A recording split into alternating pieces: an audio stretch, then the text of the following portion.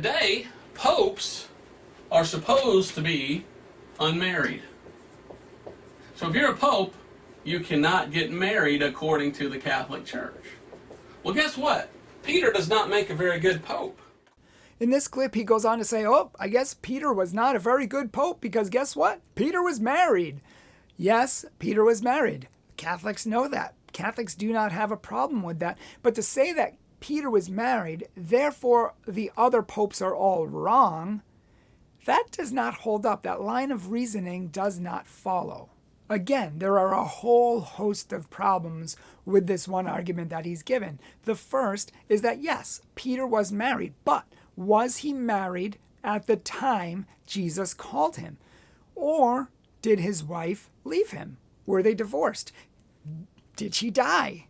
Did she not follow him on his mission, on his calling? There's a whole host of questions here, but the fact remains that we hear about Peter's mother-in-law, which is why we know he was married, but not once did we hear about his wife, which would be extremely, extremely odd if Peter still had his wife, if she followed him as Protestants seem to think she did. You know, Peter's wife just followed them, but you never once hear about her, ever. Why is that the case? So again, we have to ask the question, is she just not mentioned, or is it more likely to assume that number one, she died. It is possible that she died, and Peter did not have a wife at the time Jesus called him. It's also possible that perhaps they separated and he did not have a wife at the time that Jesus called him. Or third, maybe he did have his wife still, but how do we know she followed him?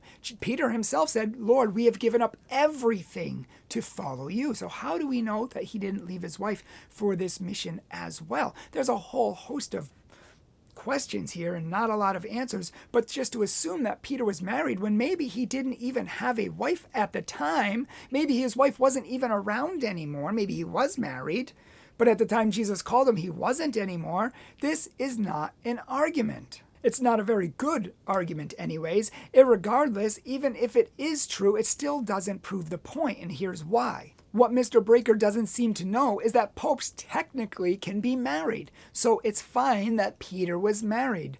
Currently, we have a discipline that says the pope has to be elected from the College of Cardinals, but historically and traditionally, the pope could come from anywhere. He could even be a married layperson. He could be a layperson who wasn't married, but he doesn't have to be a priest to be the pope. Historically, you didn't have to be a priest or a bishop or a cardinal to be the pope. You could be a layperson. So being a married pope is not against the Catholic Church, Mr. Breaker, and it never has been. So being a married priest, Mr. Breaker, is not against the Catholic Church, and it never has been up until very, very recently.